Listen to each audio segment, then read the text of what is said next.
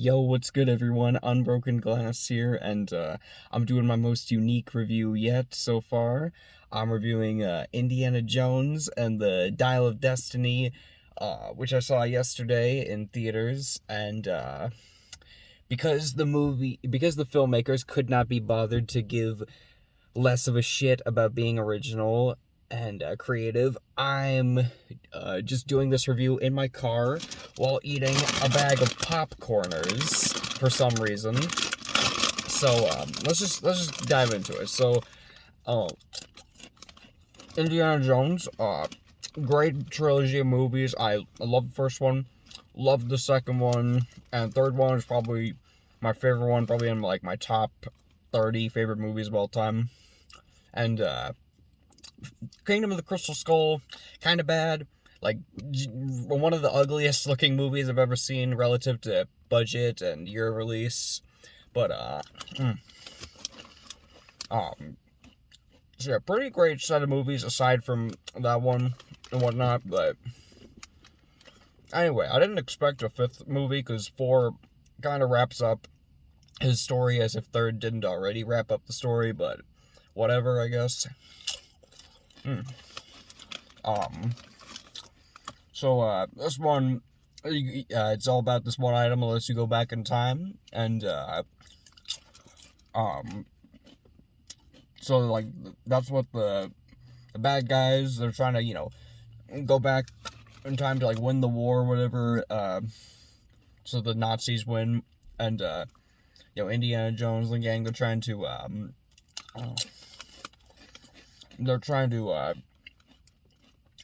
prevent them from doing that.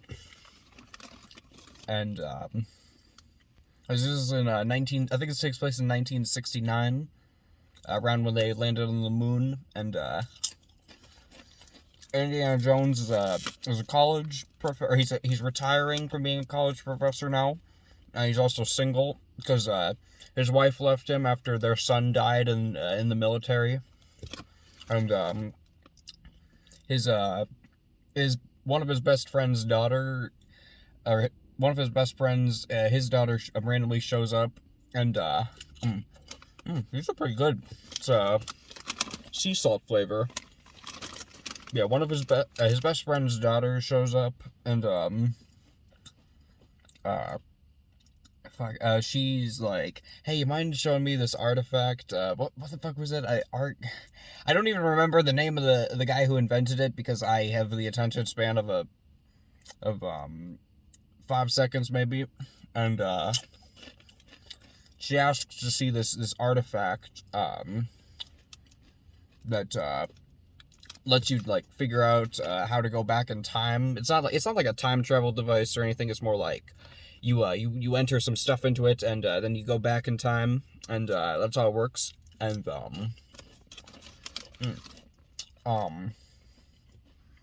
so the oh yeah, it starts off with them like finding one half of it, and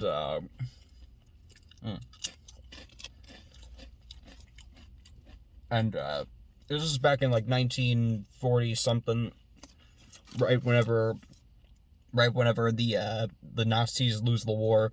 And one of the main Nazis is this one scientist dude, and there's a fight on a train, and the scientist dude gets knocked off the train with a fucking stop sign for a train. They're like, those like bars that stick out. So in real, in the movie, he just gets knocked out, and he walks it off, I guess. He shows up 20 years later, or 25 years later. But in real life, his ass would have been split clean in half. Just no way you can survive getting hit with a metal bar like that at the speed of a train, even if it's in the 1940s. Who gives a shit? I just realized I haven't even done my hair for this first time on camera. Isn't that lovely? But either way, he somehow survives that, and after his Nazi days, I guess he goes to work on like the U.S. the U.S. NASA, whatever. He helps build the rocket that lands on the moon. and he's, you know, he's always trying to find this, the other half of this artifact that, lets you go back in time, so he can, because he's, you know, he's mad that Germany lost the war, or, I'm sorry, the Nazis lost the war, but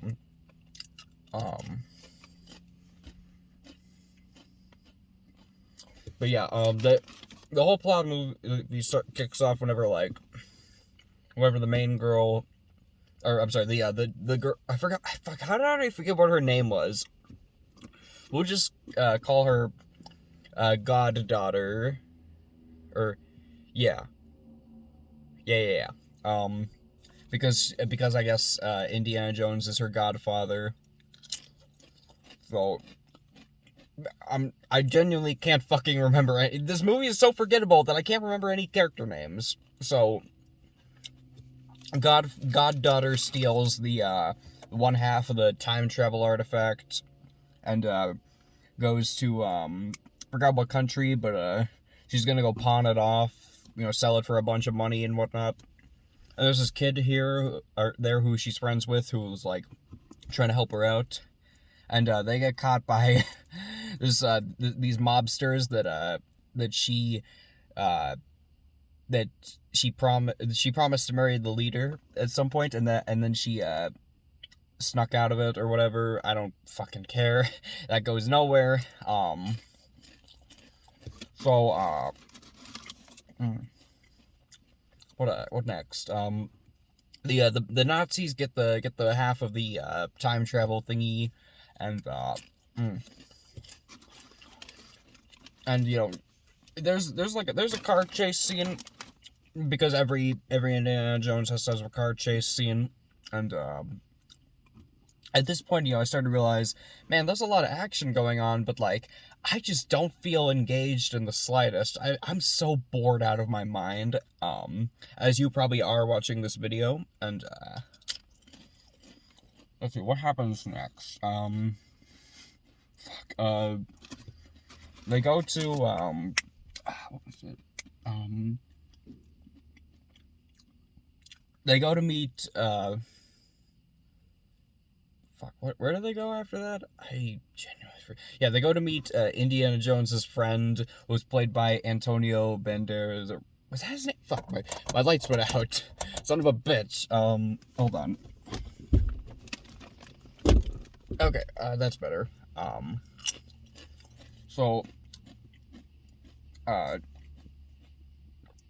think that's how you pronounce his name, though. Antonio, fuck, I'm the worst at remembering names. The guy who plays Puss in Boots, basically. He's one of Indiana Jones' old friends, and he has a ship that can take them out to find the place where they would locate the other half of the time travel thingy. So, I think they get the time travel thingy back from the bad guys or something. The bad guys track them out to see, and, almost steal the directions to the time travel thingy, and, what happens next? They kill his friend, unfortunately, rest in peace. What's next? They go out to, they go to Italy, or Sicily, yeah, because, that's where the tomb is for the guy who made the time travel thing, and the other half of it is buried with him. So they go there, and this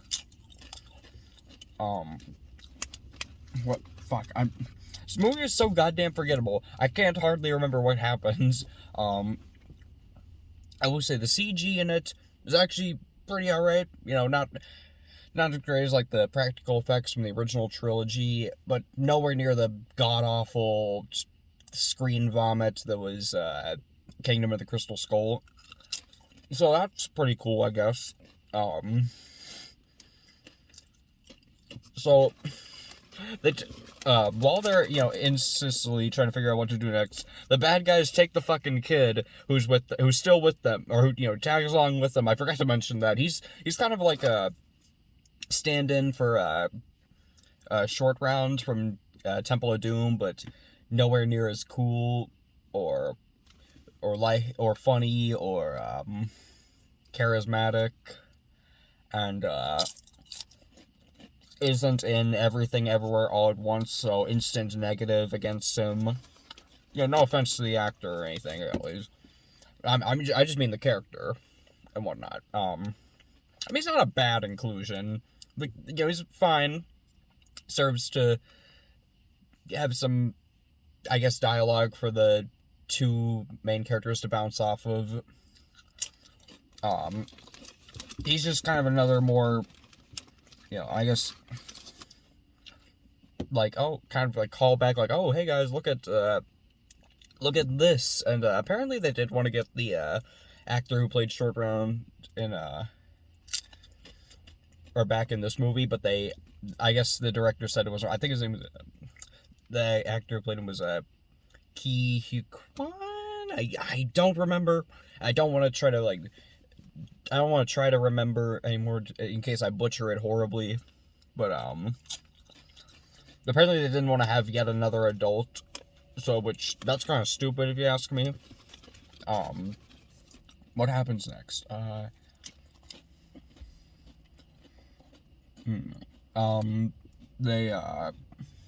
The bad guys take the kid, and they're just like, at first they, try to chase him, but then they just shrug it off like, we'll catch up with them eventually, they're going where we're going, and okay, I guess. So then they go up the hill, they venture in the cave, and they just happen to go all the way to the tomb first of the time travel guy, and and then the bad guys catch up with them, and they're only saved because the kid escaped somehow. And what else? What's next? So, and then the main guy, I forget. Do they escape? I think the kid and goddaughter escape, but they take Indiana Jones with them, and the main villain, he reveals his master plan, and it unironically made me. I thought it was the funniest fucking thing ever. His plan is to go back in time and kill Hitler so that he can rule Germany in his place, and because of his knowledge of the future, he'll know all the right decisions to lead Germany to victory.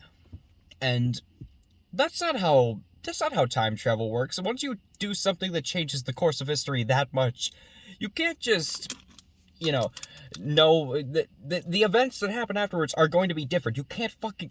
This is such a stupid ass idiot. Oh, he's so fucking stupid. So yeah, that's the main villain. Just a Nazi with a very flawed plan. What's next? Okay, so... Oh, fuck, there's a hair in my mouth. Okay, hold on. There we go. So they reveal to Indiana Jones, how the time travel thingy works. What it basically does is you input a time and something else, I don't fucking care.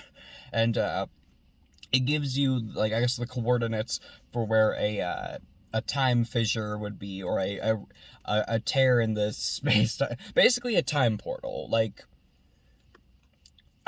The best example I can think of is Chrono Trigger, how you have those portals scattered across the world where you can, if you go in one, you go back to a certain time period, and then I guess the epoch lets you go back in time at will. It's kind of like that combined, where you have to fly through.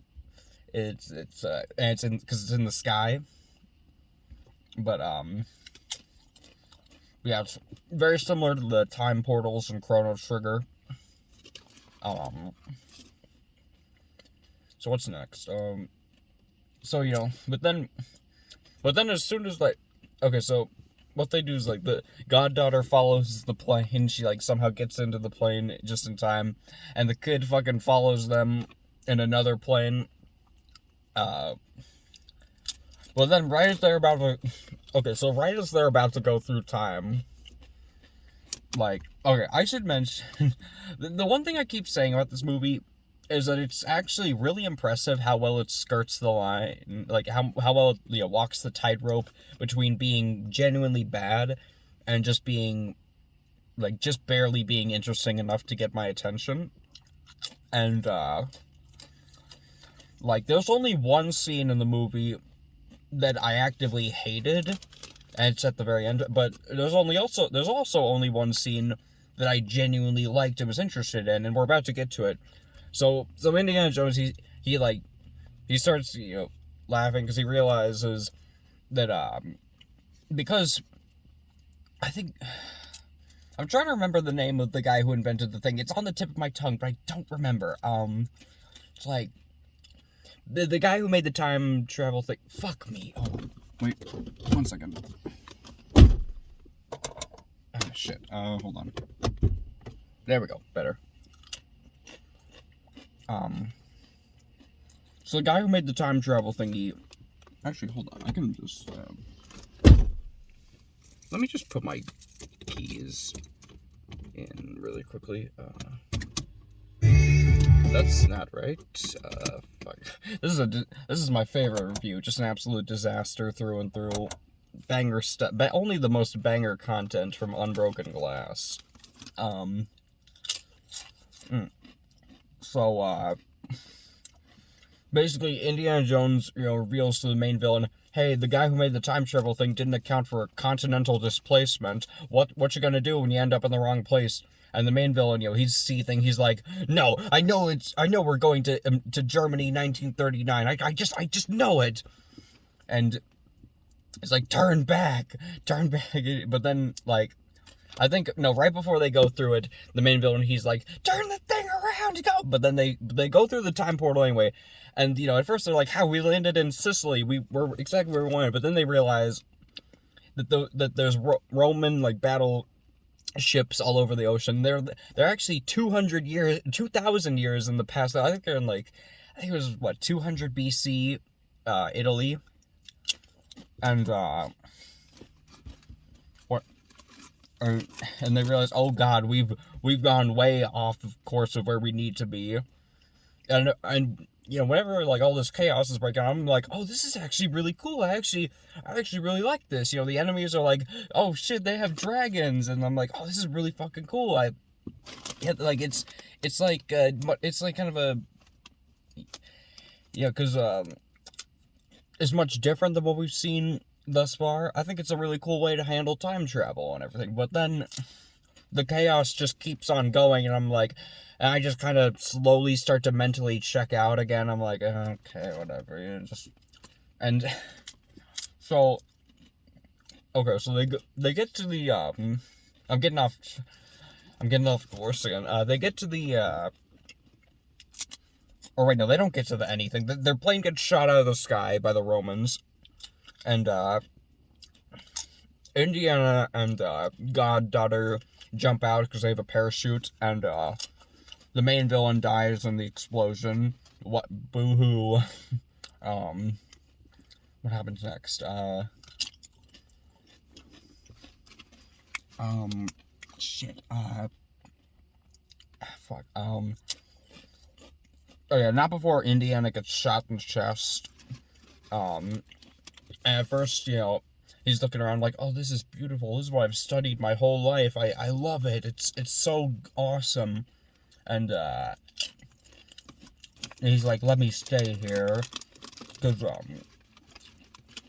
at first somebody's about to come up and kill them, but then, the guy who made the time travel thing, he comes up and saves them.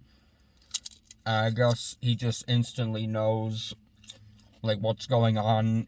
He realizes, oh, my time travel thingy works, or whatever, because, like,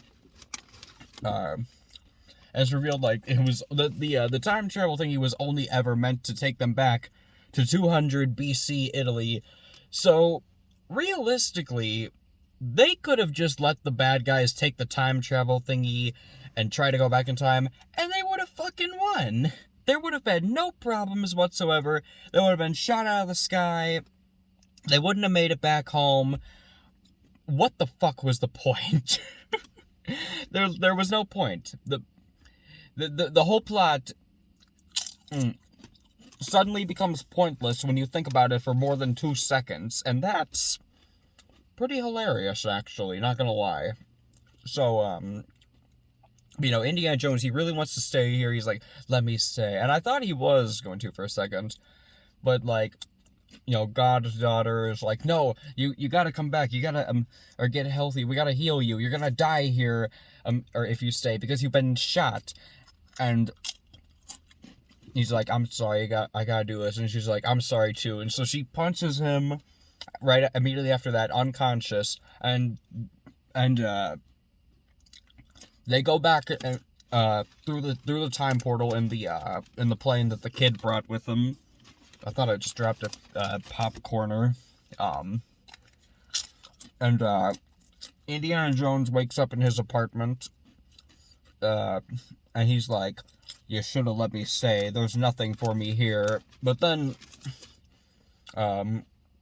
his old friend from Last Crusade shows up with his kids, and then Miriam, his ex-wife from the first movie and the fourth movie, shows up, and I guess they make up, and that's the only scene that I was actually uncomfortable with, when they like start kissing. I'm like, what the fuck? This is lame as hell.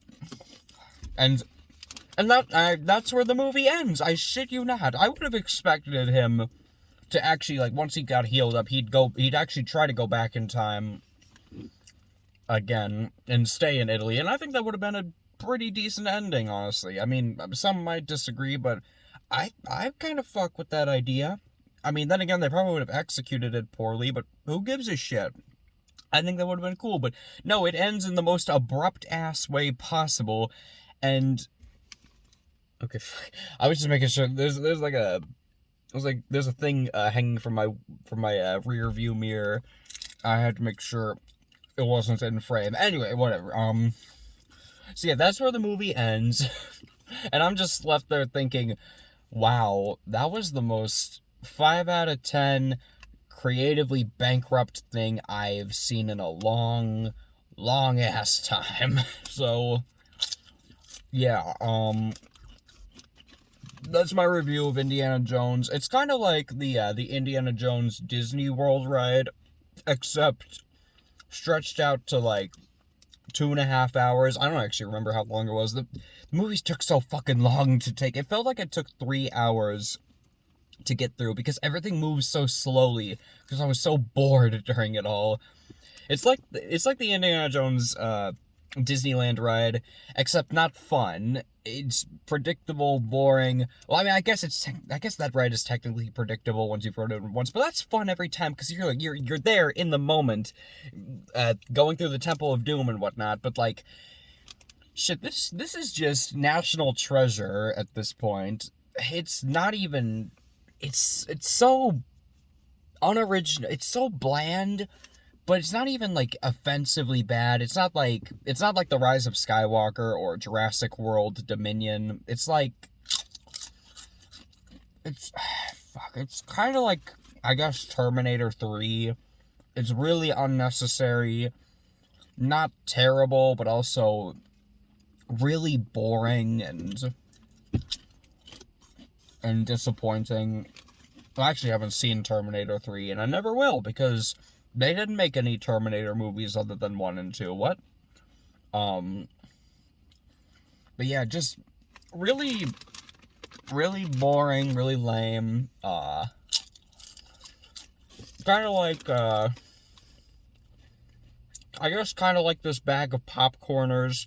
Yeah, it can be maybe nice to eat in the moment, but you're not gonna get anything out of it, positive or negative. You're not gonna, like, think back, remember it fondly, like, oh, I remember that part, unless you get a bad experience with it. You'll remember that forever.